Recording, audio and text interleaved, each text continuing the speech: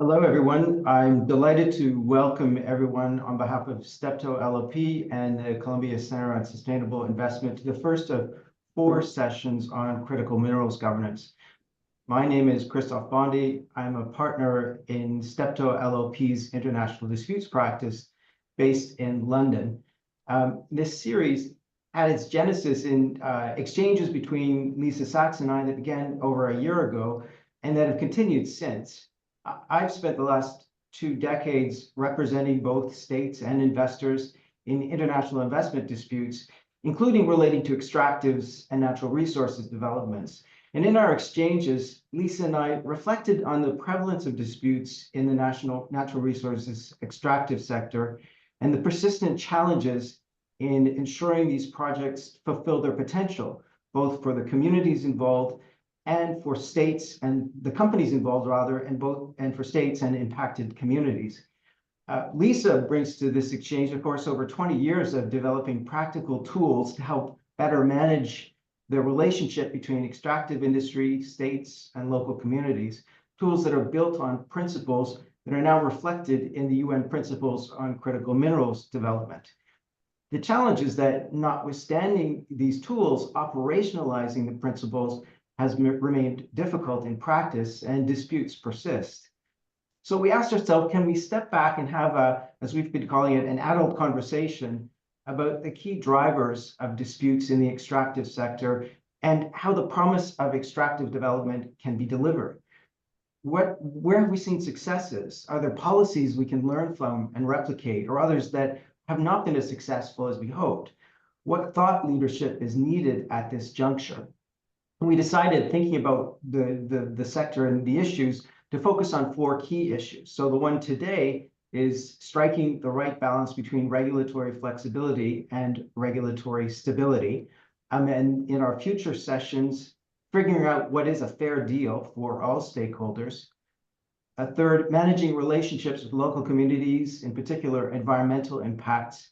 And finally, navigating complex governance environments. We sought out sector actors with a strong range of experience and perspectives, people ready to speak frankly about how we might get beyond some of the persistent impediments in this sector and engage in a productive, forward-looking dialogue. So today's session brings together an array of participants with deep experience and bringing a range of perspectives. Todd Cluett is an external affairs executive and political strategist in the resources sector. He's been global head of external affairs for both Newmont Corporation and Fortescue Metals Group, and has worked in over 30 countries in the resources sector. Noma Nogu is senior counsel at the World Bank, where she leads the legal knowledge agenda and serves as a legal advisor to the bank's extractives global practice. And she has extensive experience in capacity building in the mining sector in Africa in particular. Scott Anderson is a partner at Womble Bond Dixon with broad experience negotiating mining and other natural resources and energy project deals around the world on behalf of project developers, investors, lenders, and sovereigns.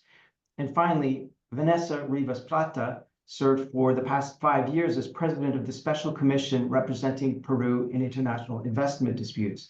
And in that capacity, she would be leading Peru's defense in high-profile investment disputes, including in the mining sector.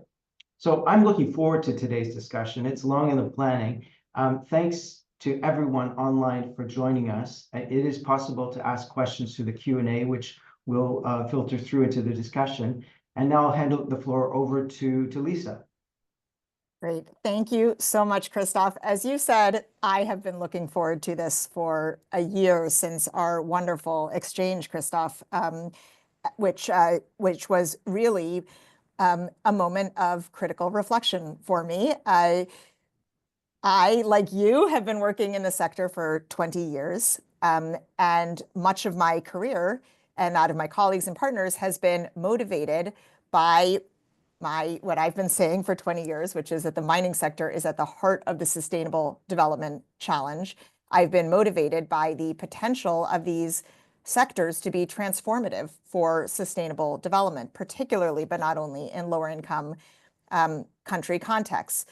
The saying that minerals are at the heart of the Sustainable Development Challenge, I believed 20 years ago, but it is never more true than today, when, as we all know, everyone on this call, its minerals are in the news every day because, in particular, of how essential they are to the sustainable development transformations, in particular to the energy transition, to sustainable mobility, to digital infrastructure, and virtually, frankly, every other aspect of the sustainable development transformation, both the use of the minerals, of course, in those applications, but also the potential revenue generation, the infrastructure that's created, and also the implications for land use and so on.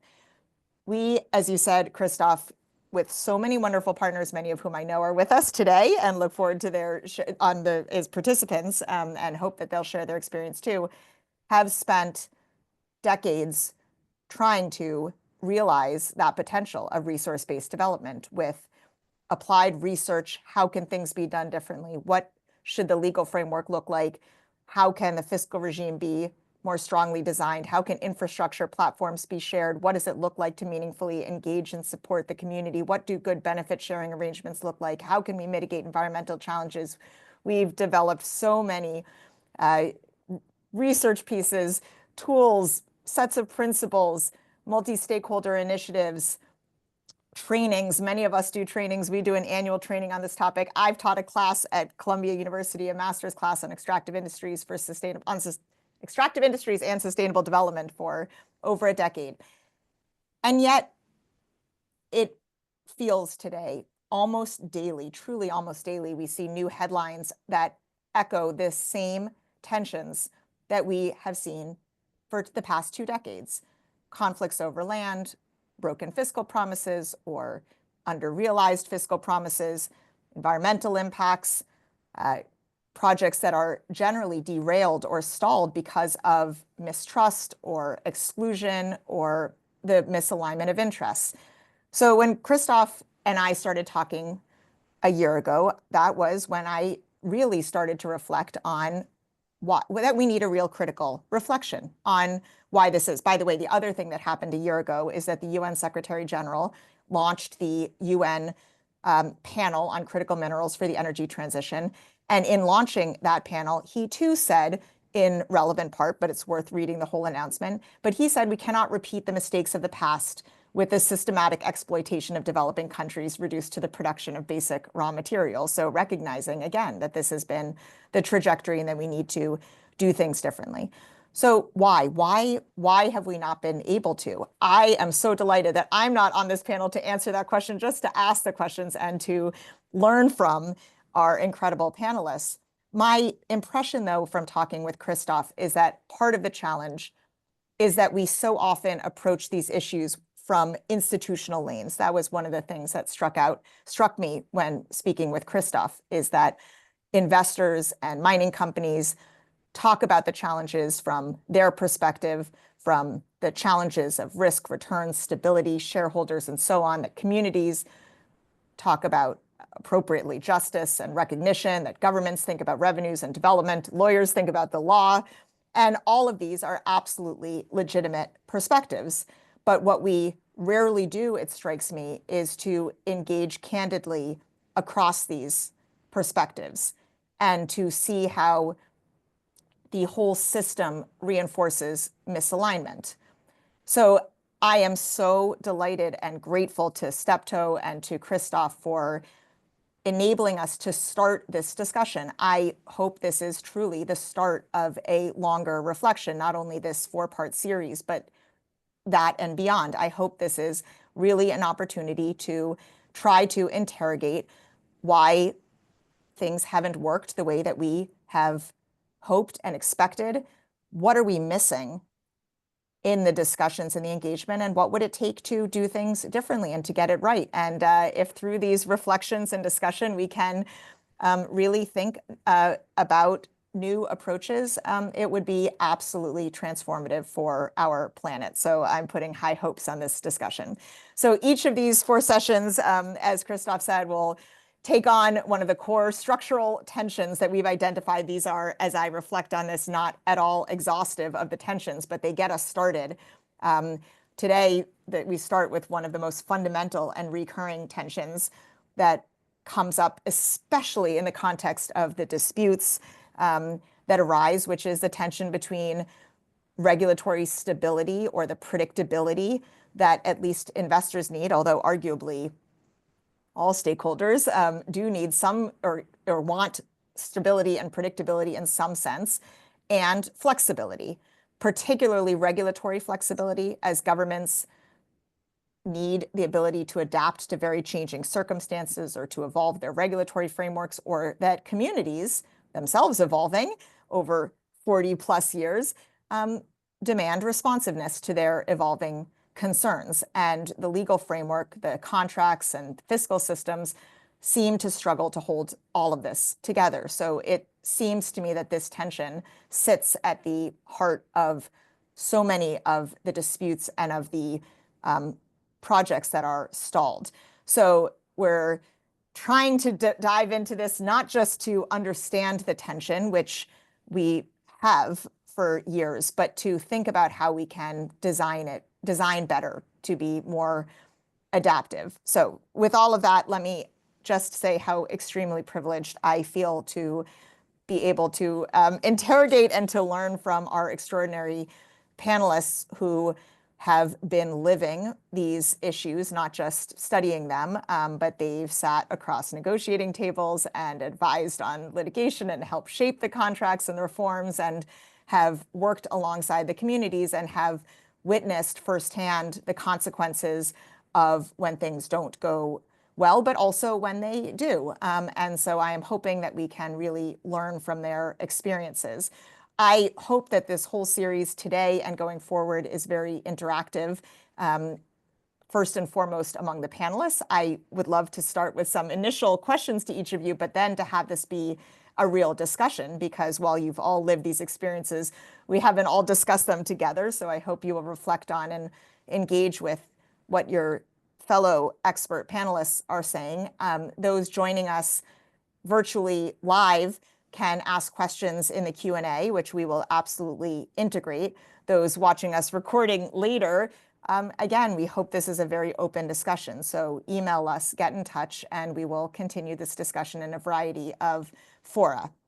So let me stop talking and let's learn from the extraordinary panelists. I will maybe start with Todd, who in one of these fortuitous moments in the universe, I feel so privileged to have met because of a tirade I started on LinkedIn, to which Todd helpfully corrected me, but it led to a wonderful exchange about our respective perspectives on the challenge, on these precise challenges. So maybe, Todd, let me start with you, with your extraordinary experiences working with so many different mining companies in so many different companies. The feature, to my mind, that underpins this particular discussion, but also why I think mining is such an incredibly unique, both opportunity but challenge, is the fact that mining projects, unlike so many other sectors, are by definition very long-term projects spanning decades, and not just time and decades, but over decades. That necessarily means in most cases different administrations, different governments, different people, different generations, different market conditions, because the other defining feature of the mining sector is that it is nothing if not volatile. And as I said, we've in the good governance community have long recognized that the ability to withstand or to adapt to those changes over decades is critical to the success of these projects. And therefore, we've tried to advance innovations like periodic review mechanisms. We've critiqued stabilization provisions. We've advocated for progressive fiscal regimes that are self-adapting. So a lot has been written, actually there's been a lot written about how a durable contract is a good one, or I should say the other way around. What makes a contract durable is for it to be good. So a good meaning mutually beneficial. So I don't want to start here by just emphasizing the need to be adaptive, because that we've said and we've done. But in practice, it still seems that most changed circumstances of the exact type that one might anticipate consistently create tension and hostility and accusations on the other side. These are changes to community expectations, to fiscal regimes, to environmental requirements. And so that's my perception. But because you won me over by critiquing my perception, let me start by asking you, first of all, if that's a fair assessment. And then maybe if so, why that is, why those challenges persist, even when it seems universally understood that the flexibility and the adaptability of the sector is critical to its success.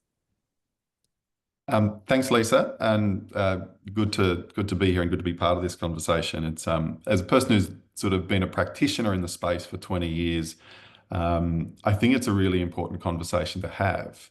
Like, why, if we know of the tensions that exist because mines last 50 years and contracts seem to be sort of resistant to change, why can't we improve things? Why do we seem to be sort of stuck in time and keep going through the same sorts of problems with the same outcome, that there's limited sustainable development benefit of mines, particularly in emerging countries.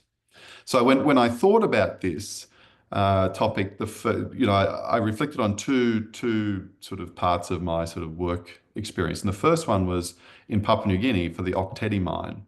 The Ok Tedi mine is infamous because it's a mine that, with the agreement of the biggest mining company in the world, BHP, and the government of Papua New Guinea in the 1980s, agreed to put toxic tailings into a river system that contaminated and poisoned dozens of communities downstream. They did this because at the time, they took the view that the benefits to the nation of Papua New Guinea would outweigh the benefits, would outweigh the costs to those communities downstream who were adversely affected. And so when I came to the offshoot of Ok Tedi in, I think, 2006, people sort of had the view that this was the big mistake mining had made. We'd learned our lesson. And we were dealing with the cleanup of dozens of communities that had been poisoned and their communities had been flooded. And it was BHP's reputation had been damaged pretty substantially back then. But then if I fast forward through my career to my time in Panama, where I was the country manager of Cobre Panama, I see today, here we are also at a point where a contract that was signed in probably 1997, the original contract, wasn't suited for the times when the mine became operational in 2019. And the challenges of being able to adapt and change that contract to meet the requirements of the day were unable to be solved. And today we see one of the biggest mines built in the world this century shut down. So I see, to your point, Lisa, I see sort of similarities here that we're unable to solve the problems that we know that we can see. In Papua New Guinea, it's on reflection, you say, how could people think that it was okay to poison dozens of communities? But that was only 15 years before that was all changed. That was accepted. It wasn't hidden. It was agreed by the Prime Minister of Papua New Guinea and the biggest mining company in the world that this was okay. And then 15 years that the community expectations about environmental damage had changed.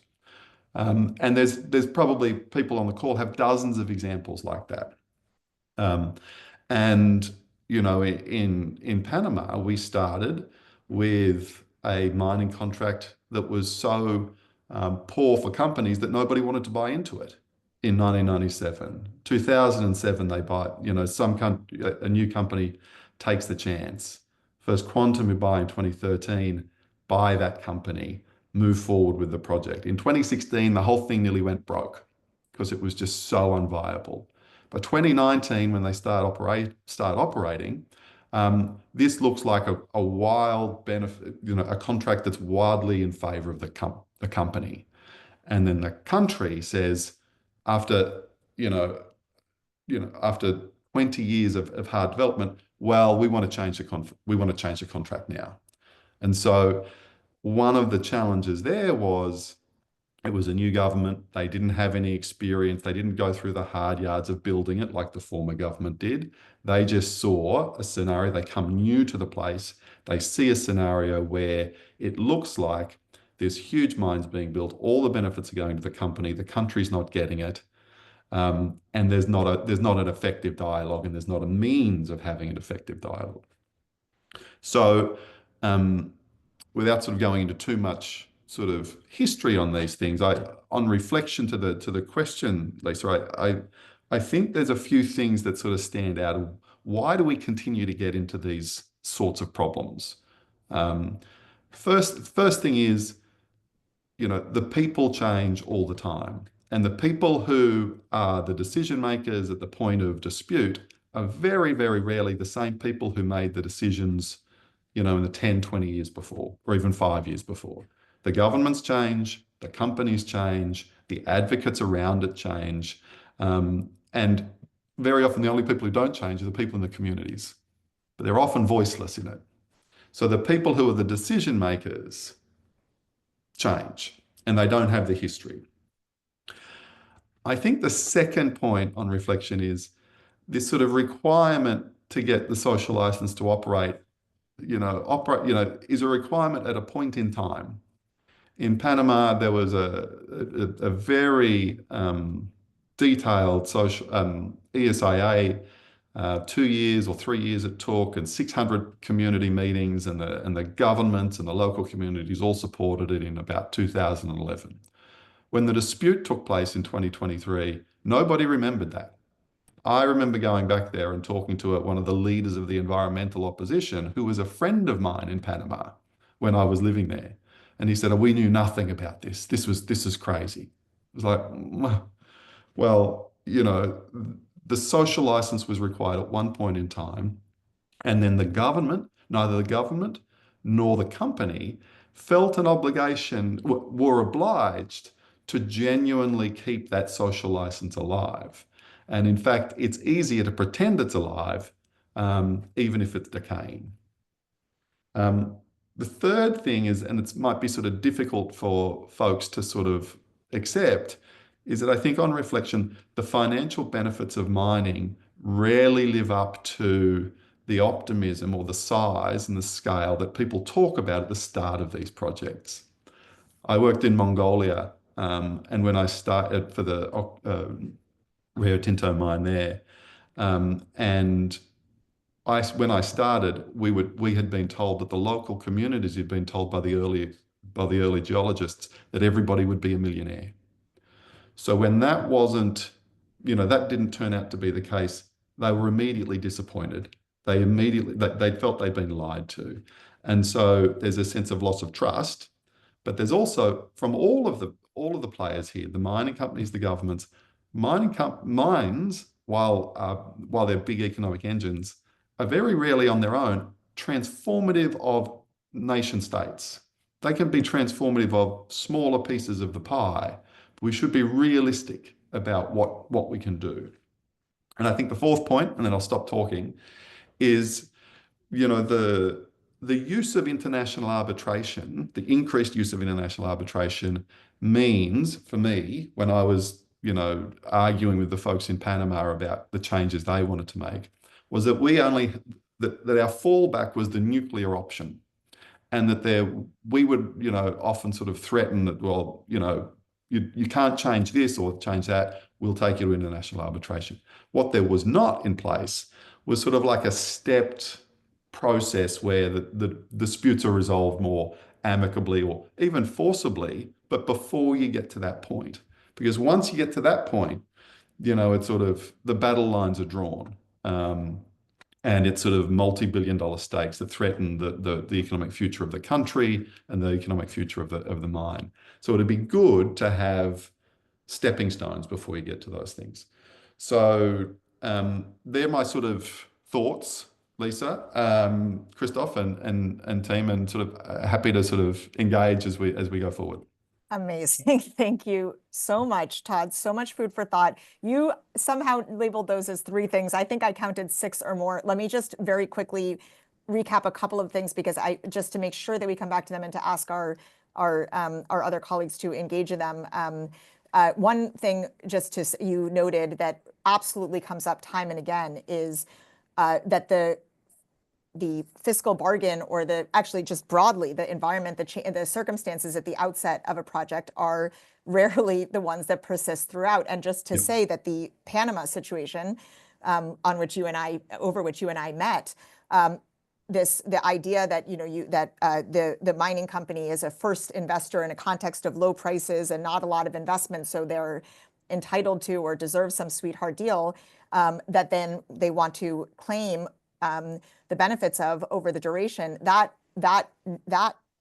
fact pattern plays out time and again. The other time in which that was absolutely a profound narrative was in Exxon's project in Guyana, which was very similar. The contract, when it became transparent, when it was disclosed, reflected a sweetheart deal for Exxon, and Exxon's argument was, well, we invested at a time when no one else was investing. And so I do want to just so let's park that, because I do think that that's one thing. Another thing that you said that I hope that Vanessa will speak to a bit later is this point that those who bear the impacts are different from those who benefit. So when you talk about the fiscal benefits outweighing the impacts, that's not the fiscal benefits to one group outweighing the impacts to one group. It's different stakeholders who stand to bear the impacts that are considered to be outweighed by benefits that accrue to someone else. So this question of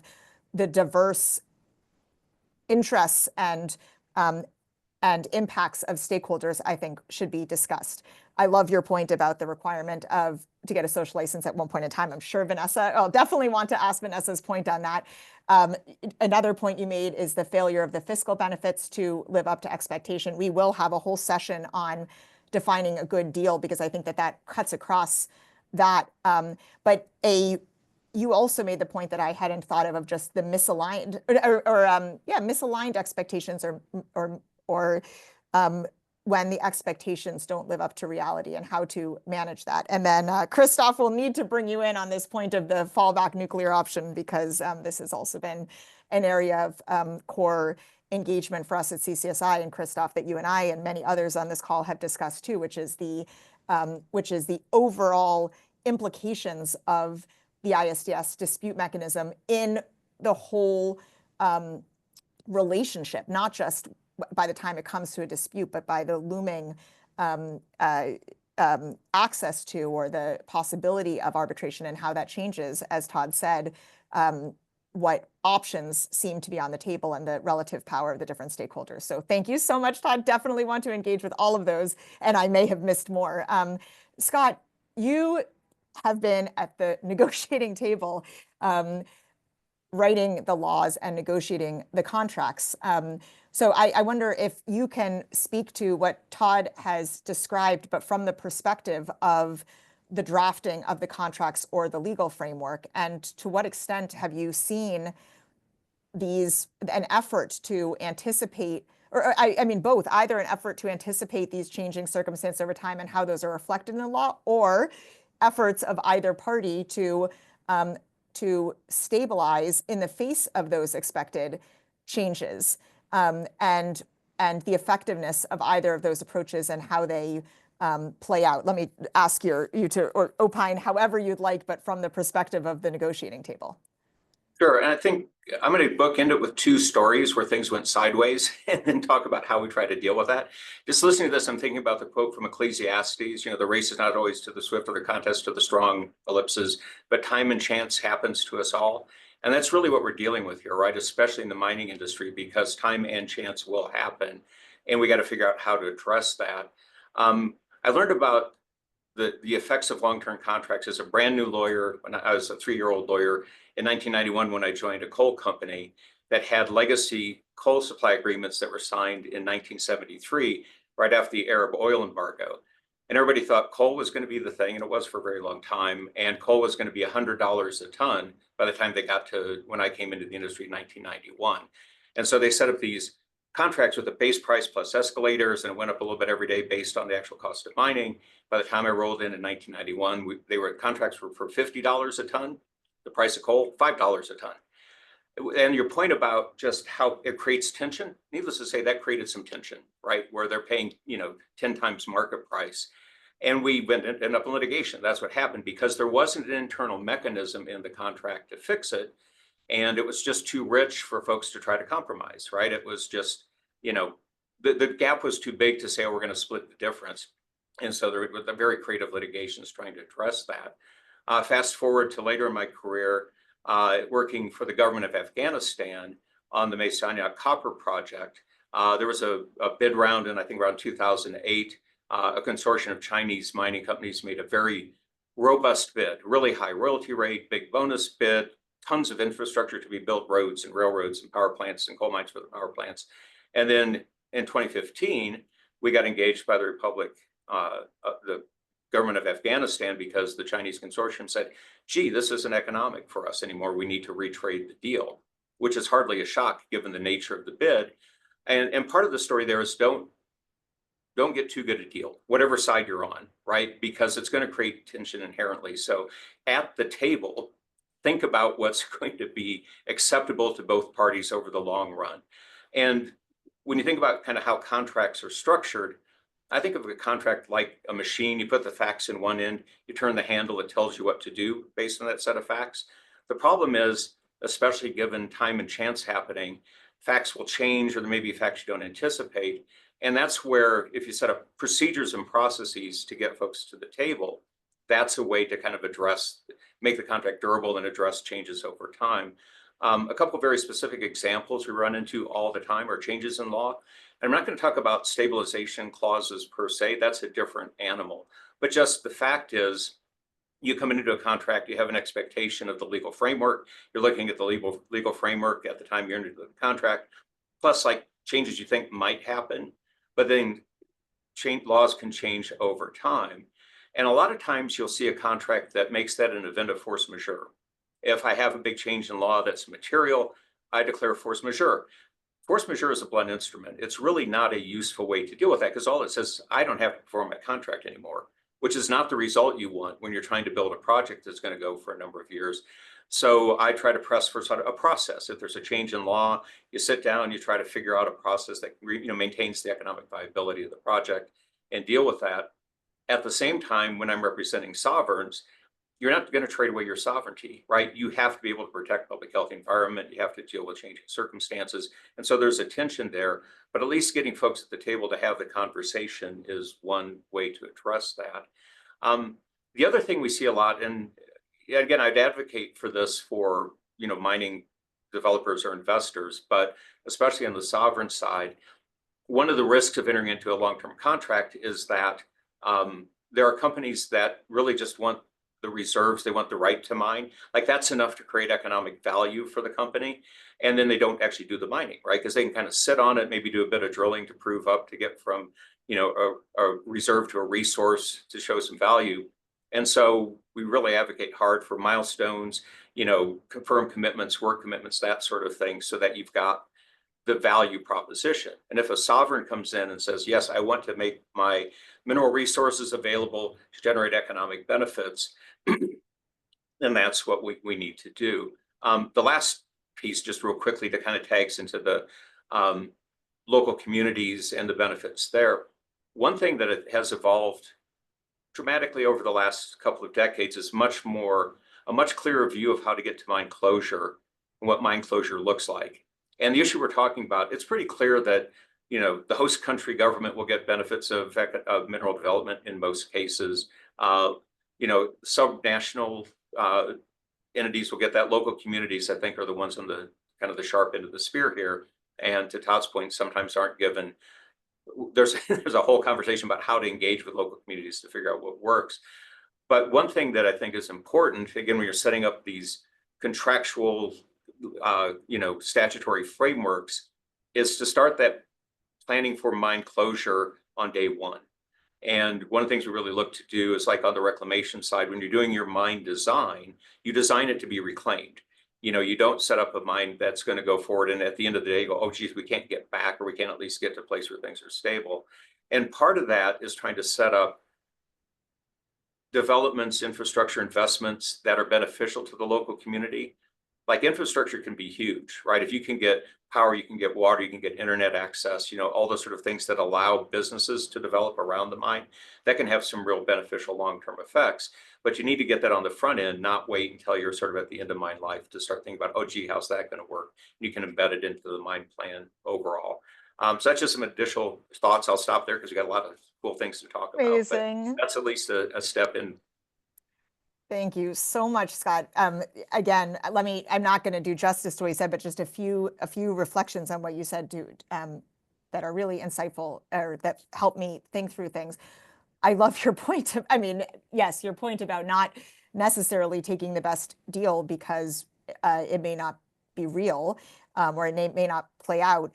That is in tension with two things, actually, that I want to ask about. One is the kind of general best practice suggestion that auctions or that some type of bidding mechanism are necessarily the best means of allocating rights, because which is not challenged very often. I do in my class, but it really sets up this possibility that you go with the highest bidder, and that highest bid turns out not to be feasible, or it doesn't play out in practice. And a related question that I would have, Scott, that I hope that we have time to come back to, is what are the it makes me reflect on what the incentives are at the stage of negotiation. If the incentives are, as I imagine they might be for the lawyers on both sides to get the best possible deal for their clients at that moment, then that discourages this, that discourages a framework, an approach to,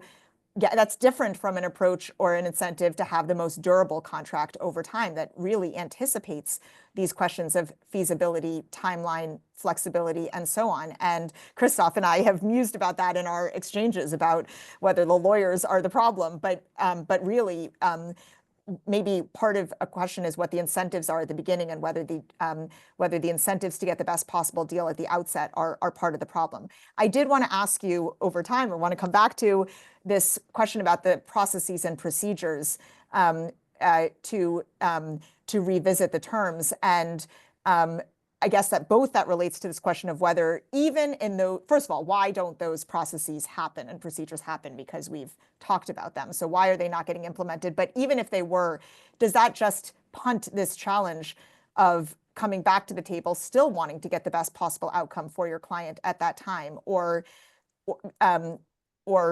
does it have to be accompanied by some framework for mutual benefit? And then the last question that I hope that Neoma in particular will talk about too is your points on some of the specific challenges of, for instance, discouraging speculative investment or planning for mine closure. To my mind, those are substantive legal provisions or practices that many of us have been advocating for to be put in contracts. And so my question there, or legal frameworks, and my question is whether the issue is that they haven't been adopted. Is the issue that what we know to be better practice hasn't been adopted, and that the problem is an adoption process, or is it that they are insufficient as adopted? Because many of us, and Neoma in particular is why I wanted you to address this, have been working on improving contracts, and avoid, I feel like we're always trying to correct for problems that we see by strengthening contract provisions. Is the problem that they're not widely adopted, and is that we need to have just benchmark standards for what should be governing terms of all projects, so that becomes the norm, not just a hoped for provision, or is it that that's not sufficient? So those are at least a few questions I hope we come back to. But to add to the incredibly rich discussion, let me turn to Vanessa. I can't believe how lucky we are to have all these different perspectives. But Vanessa, your experience has really been, you've seen firsthand the tensions between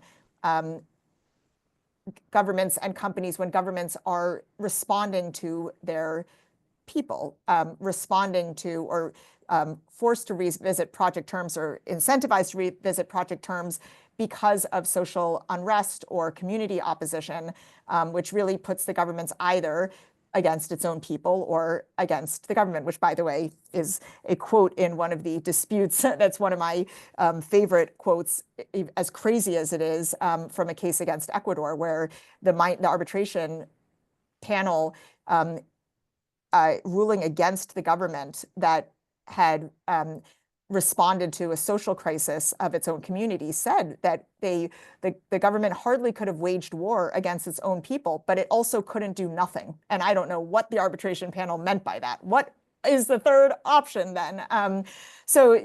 Vanessa, I wonder if you have insights from those cases about how terms in law or contract can avoid those particular outcomes, particularly in a way that recognizes not only, as Todd said, the different experiences and misaligned interests and impacts within a country and the community and the government, but also, as Todd also said, how these stakeholders and their interests evolve over time. And maybe if you can, thank you, Todd and Scott, for bringing the specific examples, and Vanessa, to the extent that you can, I think you're grounding this in your very specific examples will be extremely helpful as well. Yeah, absolutely. And thank you very much, Lisa. Thank you, Christoph. I'm very privileged to be part of this conversation. Yeah, of course, there has been many instances where I had asked myself and the team of lawyers I had worked with over the past 4 years, what would you have done differently to avoid this conflict from escalating into a major investment dispute involving billion US dollars and putting the international liability of a sovereign at stake? What would you change? And certainly, as lawyers, we do not have magic wands. We are not able to change the past. But I think we can draw some important lessons from these major investment disputes. We can attempt to implement some changes to avoid these crises and these extreme scenarios from replicating again. And we need to take a closer look at what went wrong. When you review the memorials and the pleadings that we submit in these high-profile ISDS cases, there are important issues of laws, but there are facts that can demonstrate what not only the authorities, but also the mining companies could have implemented to avoid this crisis. And I think Todd and Scott have already discussed some policies and some tools that have been implemented by mining companies in interacting with the area of influence of the project, and in particular with the communities located in the area of influence of the project.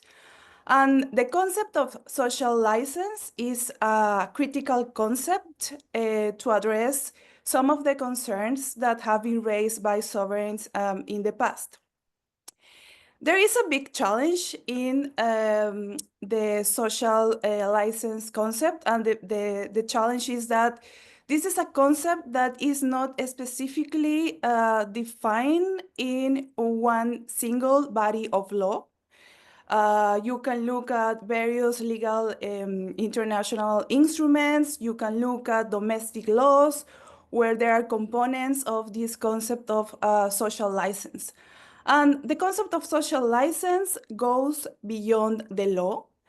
And Lisa, when you ask what can we do in drafting these laws, or in terms of drafting the contracts, the investment contracts with investors, I would say that unfortunately, this does go beyond the law.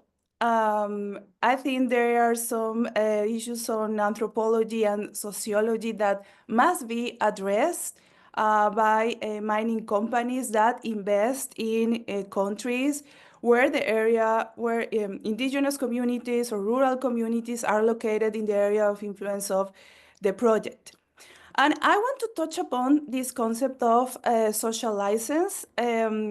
This term was first coined in 1997. I made some research, and I made research on the memorials that we have submitted in the past with respect to this concept of social license. This concept is developed as an accepted industry goal, as Scott has mentioned, for the non-legal yet critical requirement of obtaining the approval of the local communities and stakeholders before commencing any mining activity, and then maintaining such approval throughout the exploitation and closure phase. A social license entails achieving legitimacy, trust, and consent on the part of local communities, as well as the observance by the company of the human rights of communities that are or may eventually be affected by its activities. So, like in any human relationship, the trust is critical in building this relationship throughout time. And for building up this relationship based on trust, it's important that all the stakeholders involved understand each other. There is a component of this social license concept that deals with the prior consultation to indigenous communities. And I acknowledge that there are various legal frameworks depending on the jurisdiction. Prior consultation sometimes is a legal requirement in some jurisdiction. Sometimes it's an issue of soft law. But leaving aside the legal issues on whether the prior consultation is incorporated within domestic laws, I think the critical issue is that this dialogue with the indigenous community is key to building this trust over time.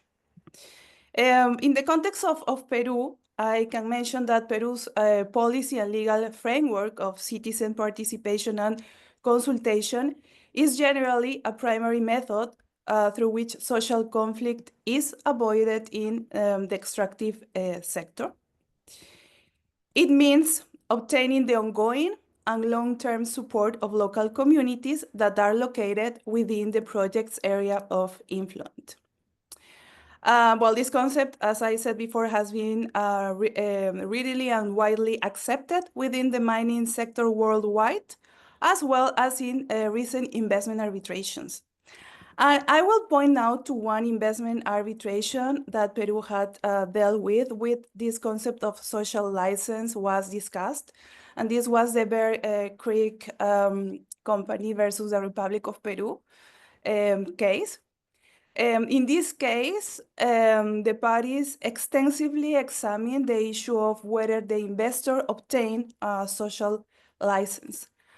And in the context of this investment dispute, it was emphasized that even though the concept of social license is not clearly defined in international law, all relevant international instruments are clear that consultations with indigenous communities are to be made with the purpose of obtaining consent from all the relevant communities. And I would like to emphasize all the relevant communities.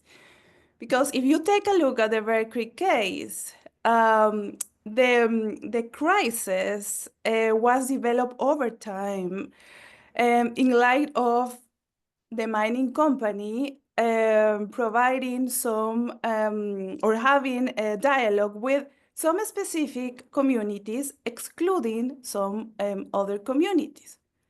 And that is what has been discussed in the context of this investment dispute.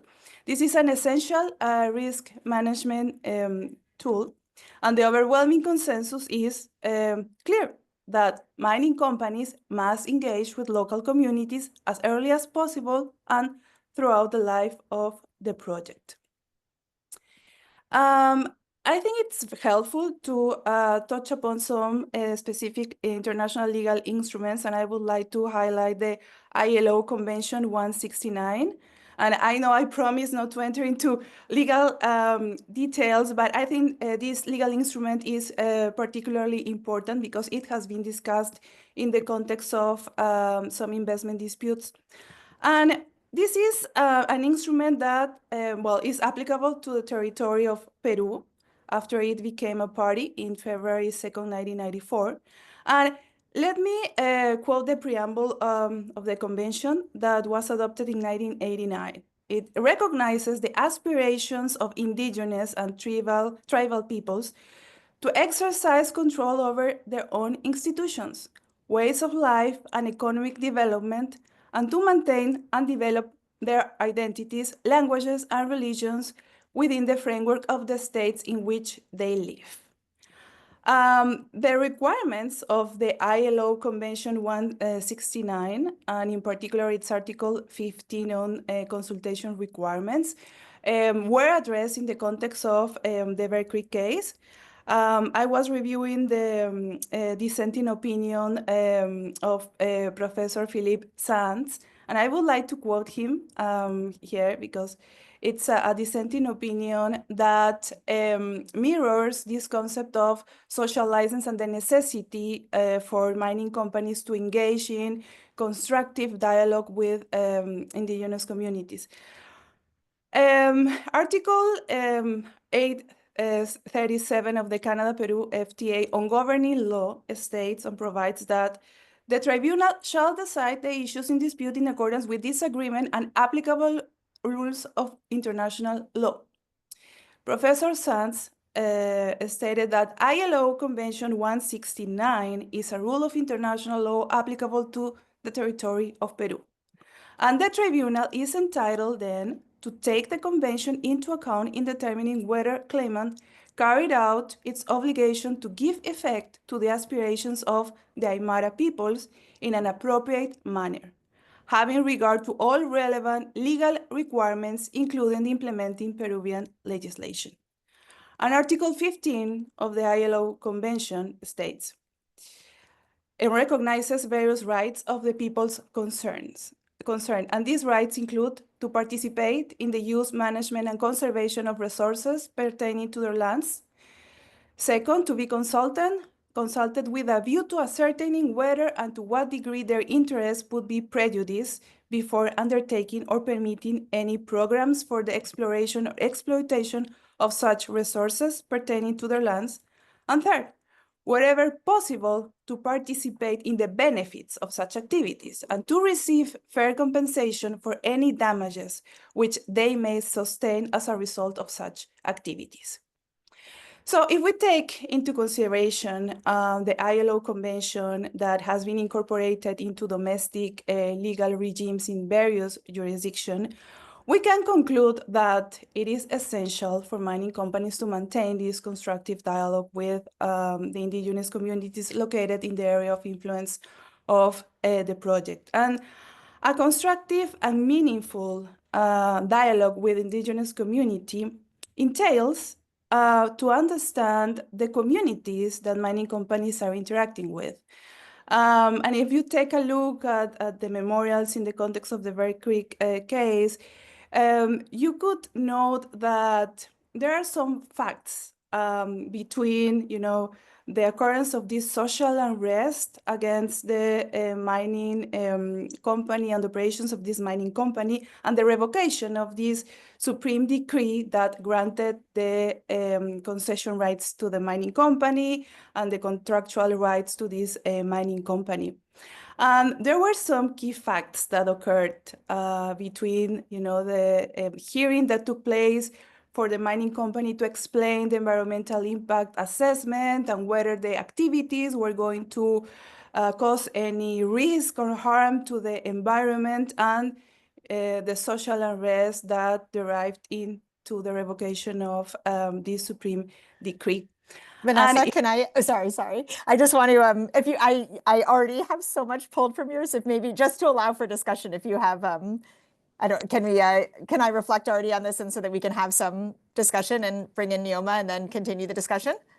Absolutely. And I just want to conclude a few points, Lisa, I apologize. No.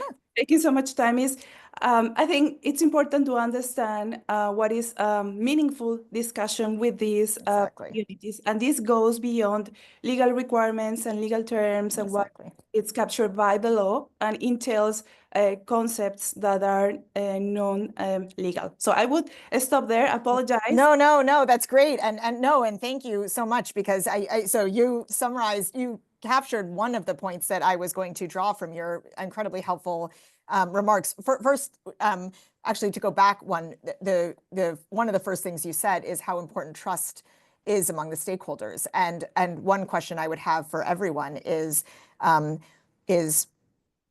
how to reflect where we stand in 2025 on trust among these different stakeholder groups. How do we manage the very real historical shortfalls? As Todd said, some practices that have lost trust were normalized or were legitimate many years ago, but those historical shortfalls have created a context of mistrust that it can, is legitimate in many cases. So what is it, how do we manage the historical shortfalls and get to a place where the trust is really earned? I think your second point is you describe needing the consent of all communities.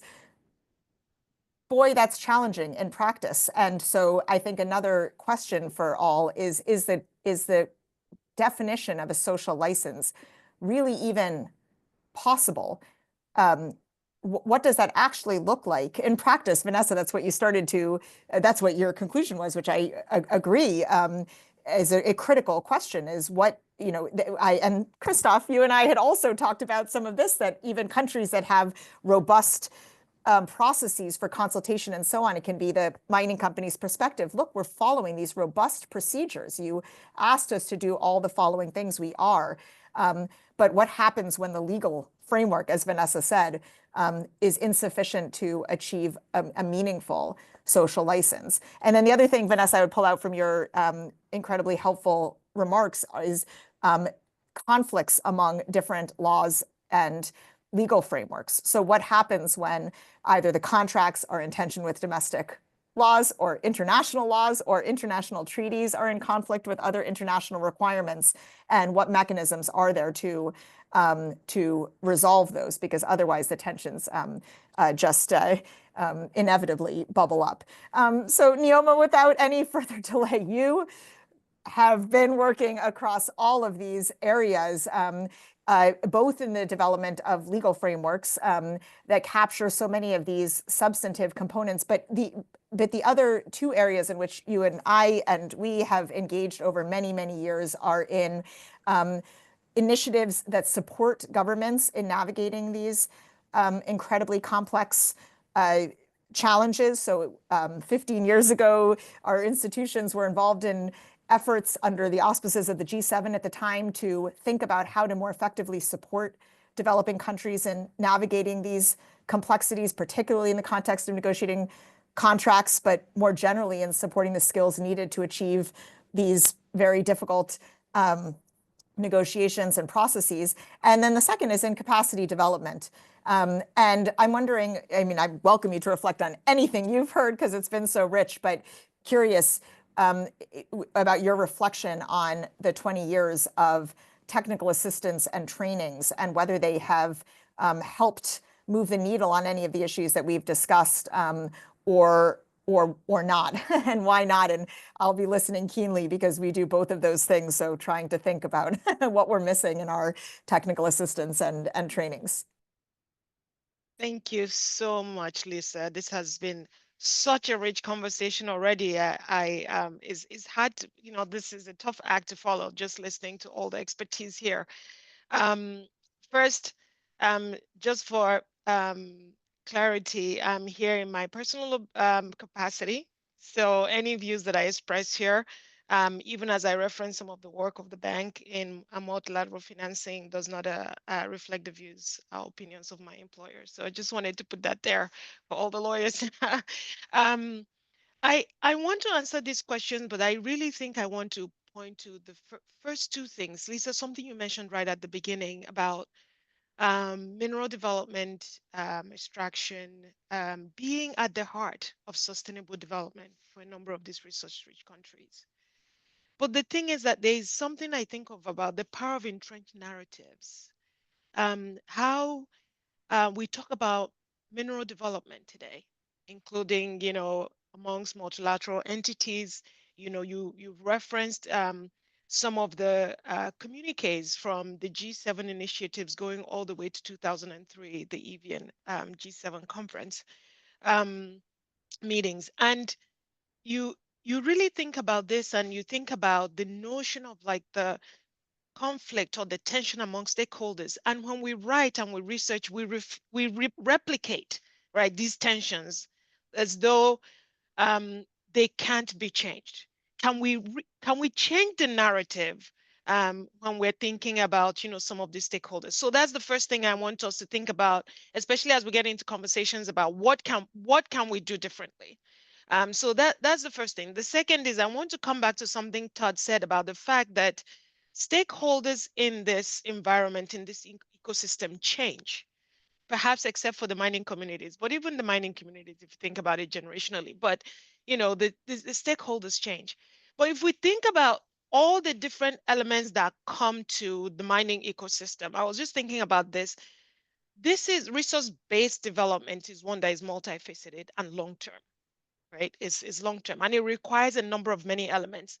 That's the availability of comprehensive geological data, access to investment resources, adequate infrastructure from power to transport, appropriate risk perception, both from the government and community side and from the investor side, local capacity to address both labor needs and regulatory needs, functional regulating agencies, stable political systems that respect the rule of law, maybe even, as you mentioned, Lisa, earlier, some reasonable duration of stability in the commodities market. And even if it is not the case, do we have adequate mitigation of this volatility? Revenue capture and management systems. These are all separate elements that have to contribute to this. But if you look at each of these elements, and this is all, these are all things that need to be captured within sort of a legal map, a legal landscape. If you look at each of these, each one of them are often not in control of a single actor in the ecosystem. Because when we're thinking about the ecosystem, we tend to definitely go to the investors, the mining companies, the governments, the communities for the most part. But there are other actors, right? They're the mineral importing countries and how they influence, right? Or even, the origin countries of them invest in, the investing, like sort of the large mining companies, academia, SMEs, the market itself, global and local CSOs. These are all stakeholders operating within the system, influencing all of these elements that we're talking about. How do we capture this in the legal framework? How do we build capacity to attend to every single one of these stakeholders if we're really trying to make sure that we're all, in a sense, rowing in the same direction, right? So that's something that I want to sort of pull back the lens a little bit so that we also understand how difficult, how compounded this particular sector, the complexities of this sector, how compounded they are. Technical assistance, as you've mentioned, we've done this in various ways, and through multilateral financing, we provide and finance a lot of technical assistance. I've been the lawyer for a number of partnerships, the climate smart mining, more recently, the resilient and inclusive supply chain enhancements. That is part of the World Bank's extractives programmatic support partnership. And so there is quite a bit of technical assistance, and I myself, I've been often in the midst of providing technical assistance when it comes to legislative frameworks, reforms on the legal landscape. And if we want to be totally honest about some of these things and how it works, you bring experts, you're supporting governments. There are, political timing, when does something need to get to the legislature? What does meaningful consultation look like? Sometimes these policy reforms are tied to financings, whether bilateral financings or multilateral financings. What is the timeline for that financing? And so the preparation of these laws, how does it actually have to not sort of organically build out to be responsive to the objectives of, of the policy reform, but also needs to meet political timings, financing timings, right? So, when we look at the realistic nature of the day-to-day, so that's one to think about in terms of technical assistance. What is the day-to-day that it's not that it sabotages, but it slows sort of the objectives that we're trying to meet when you think about that. And then you think about also who is providing the technical assistance. I once was in a country, and when I arrived to give some advice to government officials, I was coming from the bank, and they expected someone that didn't look like me. Okay, so it's a very interesting thing. And what does that do in terms of Vanessa talked about the anthropological and sociological. What does that do to the notion of building expertise and capacity and narratives around, resource-based development? Who is speaking on whose behalf? Who is the expert in the room? So these are things that we need to think about in terms of technical assistance. But at the core of my passions in the ecosystem of mining is capacity building. And we have done that in various ways. We've done trainings with Connex and NRG and CCSI, whether it's with state-owned entities or government officials. And over the last 10 years, we've just decided to work with law students to build capacity, expansive capacity that will just be deployed into the ecosystem wherever they need to go, whether it's the government, to the communities, to the government, wherever they need to go. And so when we think about capacity building, do we think about it in this sort of specific? So it's the tools. I once was with a minister of mines in Africa, and who laughed and said something like, "Well, you guys in Washington, you write really grand, research in the sector, and you love your books that you put on your shelves, and what does that do for us locally, really, right?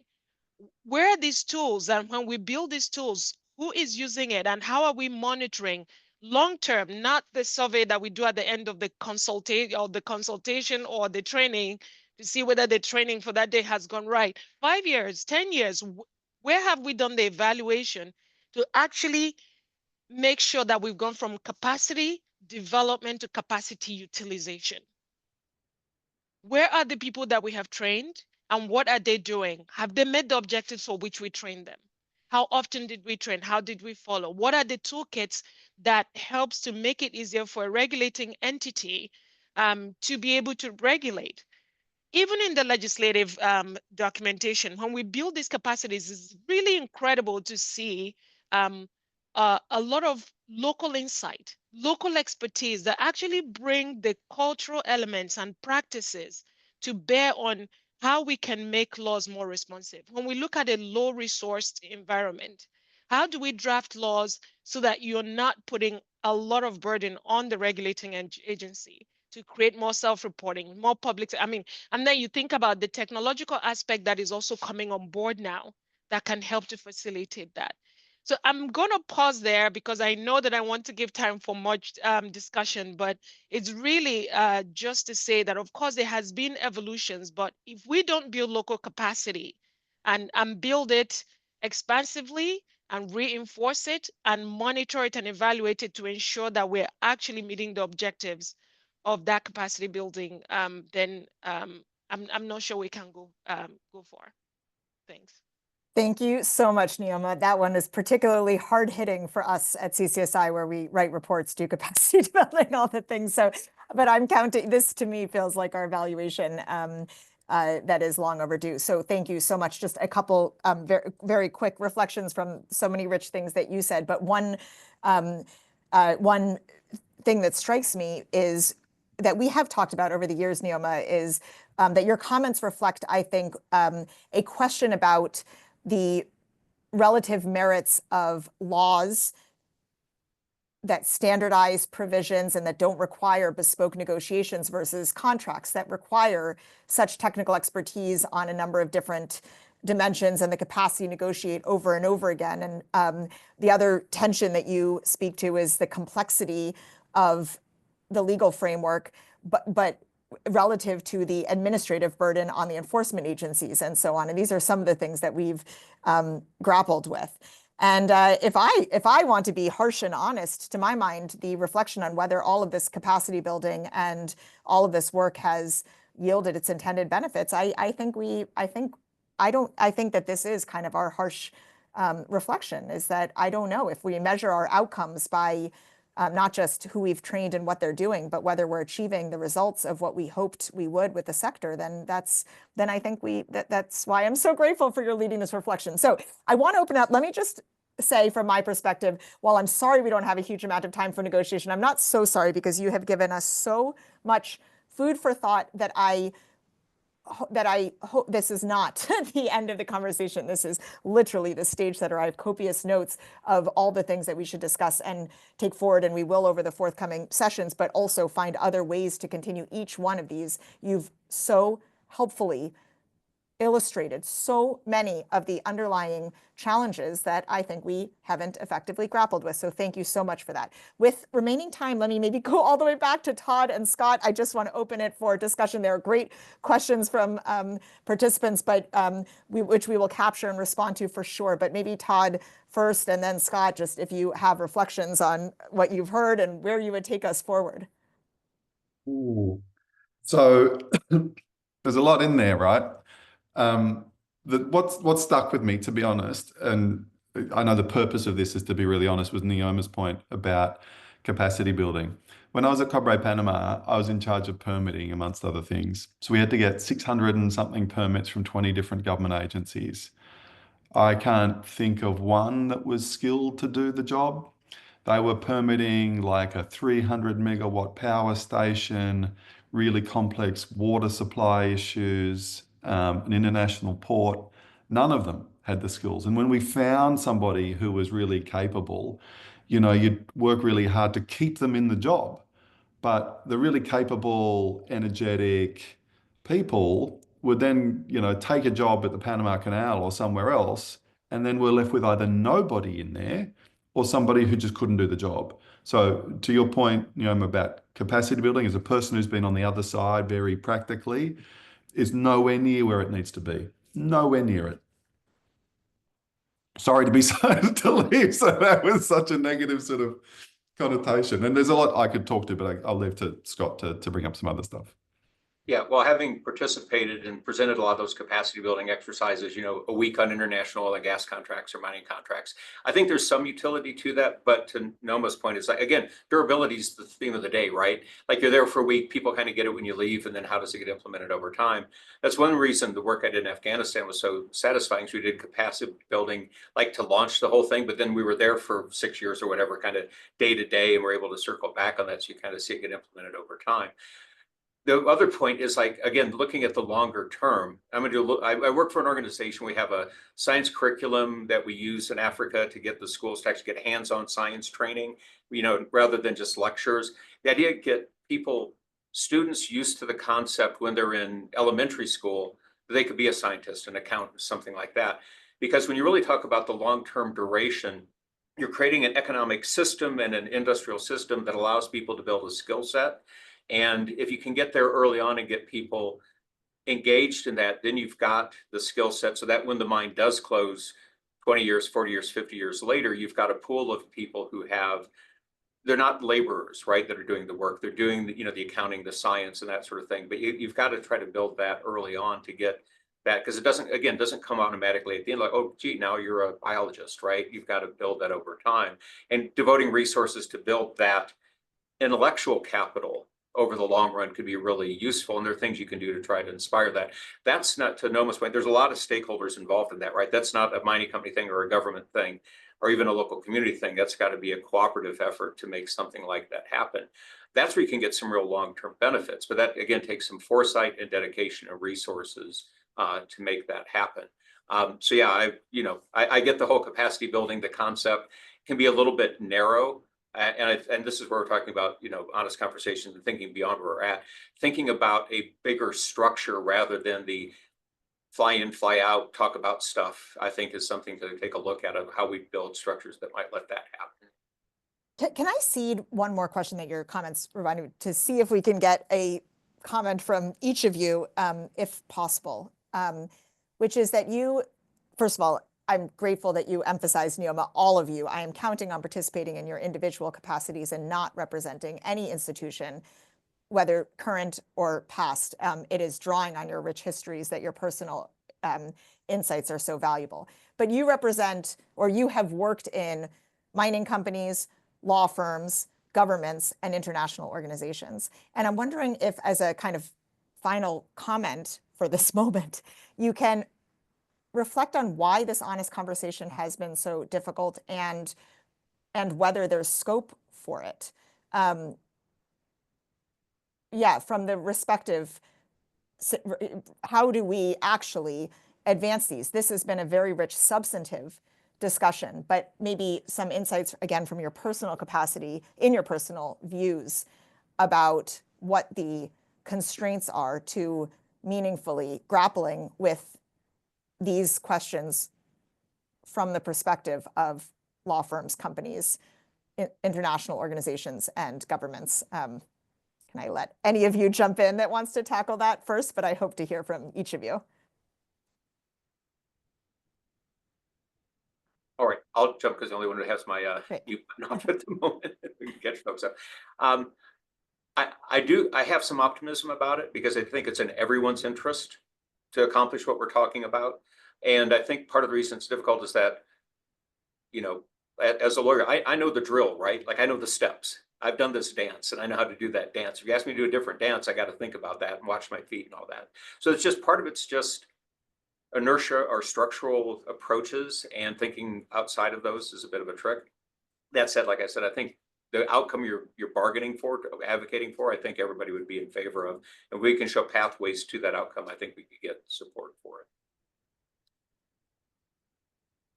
Yes, and if you allow me, I completely agree with Scott. I think we should take a holistic approach when engaging in these discussions with various stakeholders.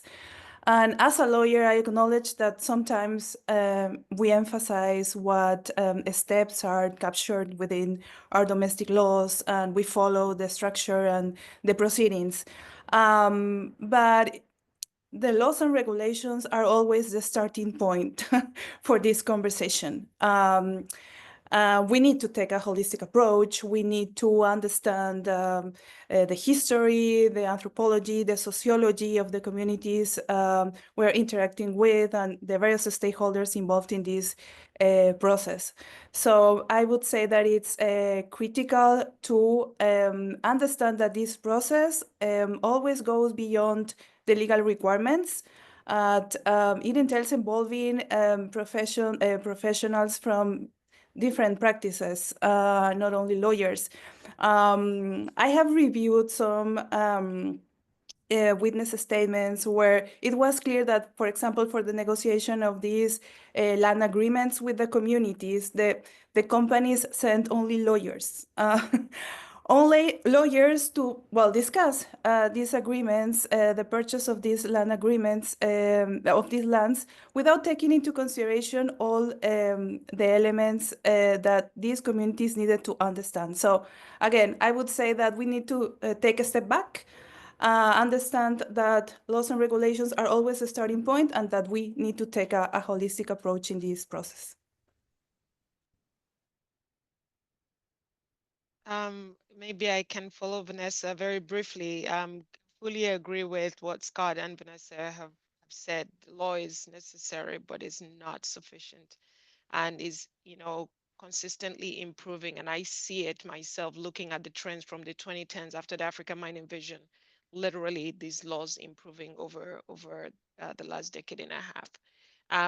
But also to say, when we're talking about what Lisa has talked about, how do we bring all the right people into the room? When I go to Mines and Money to speak there, it's just the mining companies, the mining manufacturing companies, but they're still talking about all of the ESG and, all of the elements that, well, government should be hearing this. When I go to IGF in Geneva, I don't see the mining companies there.